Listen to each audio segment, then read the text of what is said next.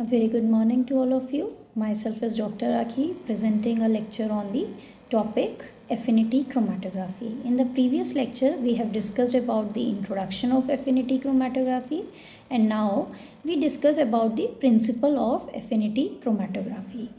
If we talk about affinity chromatography, as we have discussed in the previous lecture, that it is nothing but this chromatography is based on the phenomena of interaction, right? So the principle, you can say that it is defined on the capability of particular thing which you have to separate, by which it can interact with the other ligands. For example, enzyme can interact with substrate, an antigen can interact with antibody, a drug can interact with a ligand, right?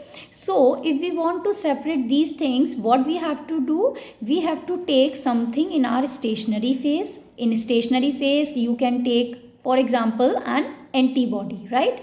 And if you are separating some antigens which are present in the given sample, when you pass the sample solution over the stationary phase, what will happen?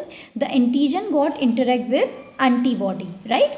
Because particular antigen has an affinity towards the antibody, so it will interact. Then you can proceed further with the same phenomena as we learn in other types of chromatography, that is elution, then purification, separation.